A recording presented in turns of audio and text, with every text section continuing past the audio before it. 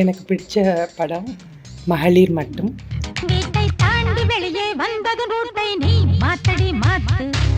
அந்த மகளிர் மட்டும் படம் வந்து எனக்கு திருமணமாகி ஏவிஎம் ராஜேஸ்வரி தியேட்டர் தான் அது. ரொம்ப நல்லா இருந்தது இந்த படம். அதாவது ஒரு மாதிரி குடும்பத்தோடு பார்க்க எல்லோரும் ஜாலியாக சந்தோஷமாக இருக்க நல்லா இருந்தது. அது மாமியாரோட வேறு பார்த்தேன். ஸோ எங்கள் மாமியார் கொஞ்சம் வெரி போல்டு லேடி. அதனால எனக்கு அவங்களோட சேர்ந்து குழந்தைகளோட பார்த்தது ரொம்ப சந்தோஷமான ஒரு விஷயம். அந்த படத்தில் எனக்கு ரொம்ப பிடிச்ச கேரக்டர் அப்படின்னு சொன்னால் 2. என்னென்னா ஊர்வசி நடித்த கதாபாத்திரமும் நடிகை ரோஹிணி அவங்க நடித்த கதாபாத்திரமும் எனக்கு ரொம்ப பிடிக்கும். ஏன் அப்படின்னு சொன்னானாக்க, வீட்டில் வந்து வெளியில் போயே பழக்கம் இல்லாத ஒரு லேடி கணவனுக்கு வேலை போனதுனால வெளியில் வந்து எப்படியெல்லாம் இருக்காங்கன்னு ரொம்ப இன்னசென்ட்டாக, அதாவது அந்த அளவுக்கு போகாத ஆனால் மற்றவங்க கிட்டேருந்து கற்றுண்டு அதெல்லாம் ரொம்ப நல்லா இருந்தது.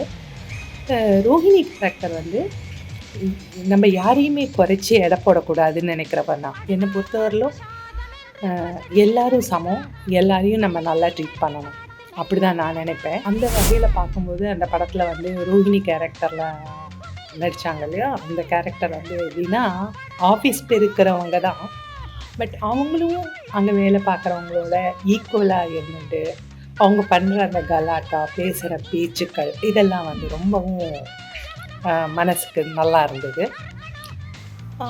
மொத்தத்தில் இந்த படம் பிடிச்சதுக்கு காரணம் இது வந்து ஒரு யதார்த்தத்தை வெளிப்படுத்துகிற கதையாக இருந்தது.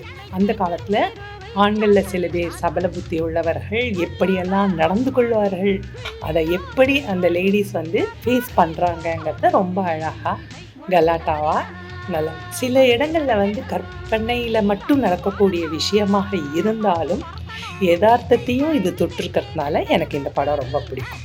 நன்றி, வணக்கம். வேலை பார்க்கும்